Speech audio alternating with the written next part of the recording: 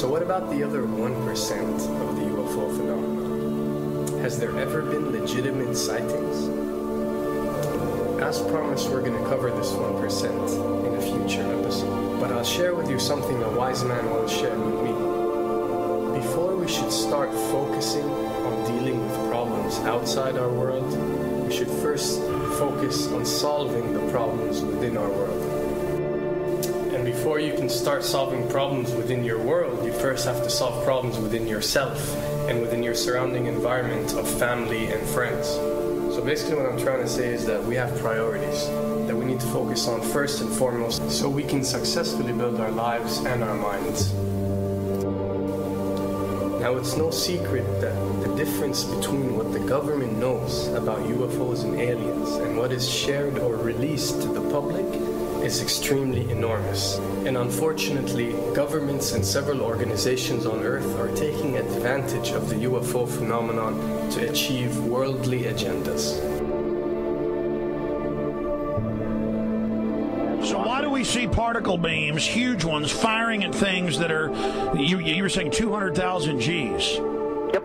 I mean, go over that.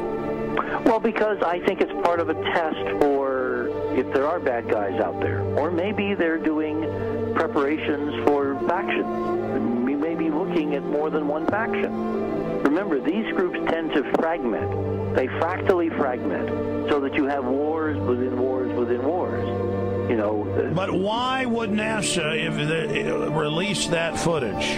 Well, remember, you've got all the good guys in NASA, and then you've got a few who are not good guys.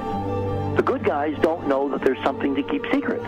They, remember, the lie's different at every level. They believe the lies they've been told.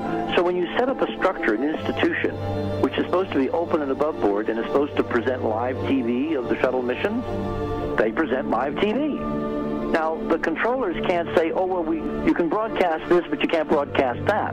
Because the honest guys will then say, sure. Well, why can't we broadcast that? So people always say if this was happening, it would come out, and it is coming out. Well, I mean, I agree with you. When you've got the Catholic Church saying we need to love the aliens, they're our brothers, when you've got every major denomination saying it, when you've got all the movies, and you've got, you know, in the 80s, huge programs at the Olympics with aliens landing, you know, fake aliens, and you've got huge things the size of 3 football fields floating over Dallas and stuff all over the place.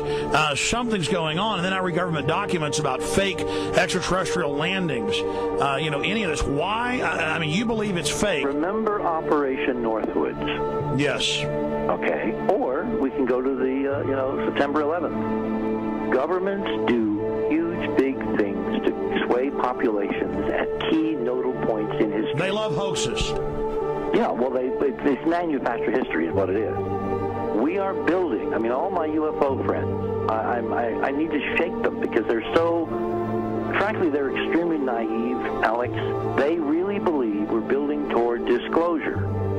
I believe we're building toward a mass, carefully manufactured fake event where ETs, who are really humans, who are really part of this secret clique, who are probably Nazis, you know, who have developed or perfected their technology from World War II, which is why you've got to get, you know, Joseph on. They are going to basically fake out the world. And there's an incredible window on the Nazi black ops programs, the compartmentalized, incredible high technology efforts that were being funded by the Nazi war machine, particularly toward the end of the war in a desperate effort to win the war, and they fastened their hopes on several key technologies, some of which appear to be the control of gravity itself, which again is a separate piece of data from my work, which came at this from a hyperdimensional physics perspective. I mean, we know there's a lot of suppressed technology. I mean, 20 years after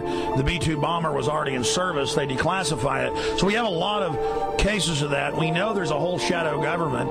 This is technology in physics, Alex, that would make anything you think you know like a candle flame compared to a hydrogen bomb. This is a physics that literally allows you to rearrange time.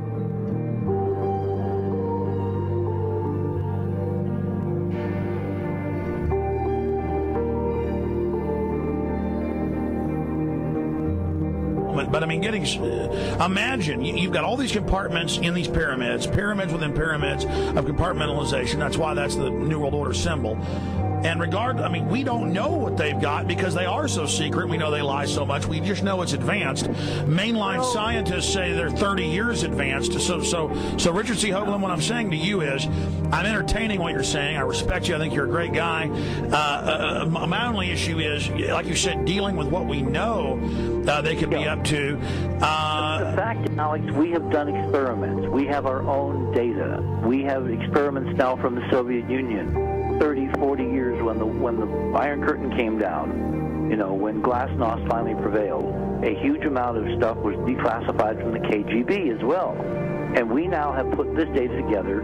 We not only know what the physics is, we know what it can do, we know what it's based on, we know how to make it work. We've seen in our own experiments ample evidence. We've seen experiments across the American landscape and even in Europe that vindicate various parts of this.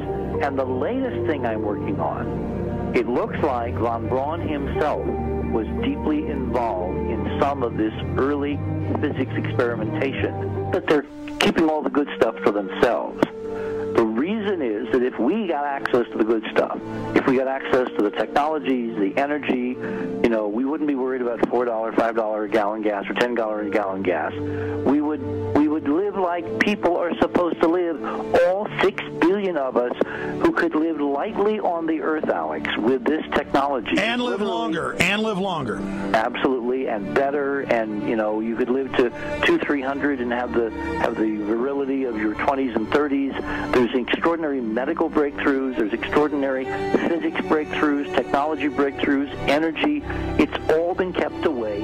Think about it. We're already on a planet hurtling through space, all these wonders around you, and you've been taught it's bizarre to question, and that's because there's so many kooks in the alternative movement who do talk about ridiculous, you know, Hollywood-style green men instead of really looking at the shadow government and all these crazy secret societies that are admittedly running NASA and the shadow government. Well, ladies and gentlemen, during this talk that I'm going to give you, I'm going to explain to you the history of this phenomenon, who the secret government really is, and I will name them by name, the beginning group, the study group.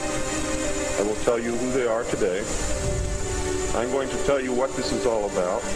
I'm going to tell you who's selling drugs to your children, and I'm going to tell you why the United States government is afraid for you to find out what the truth is regarding UFOs.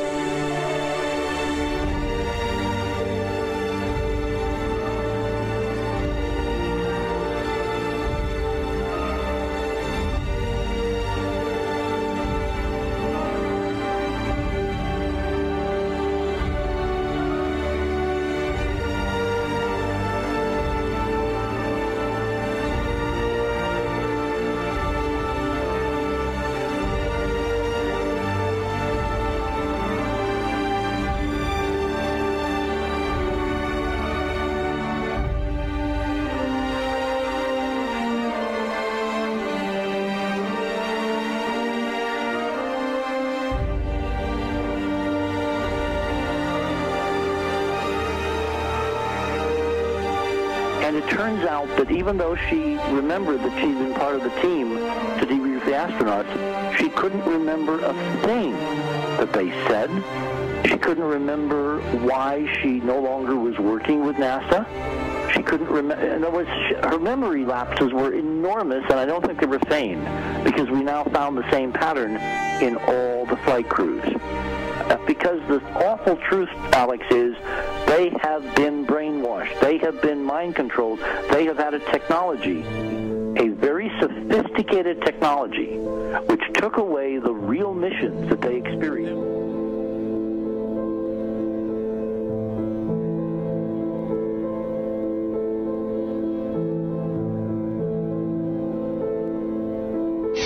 Sorry.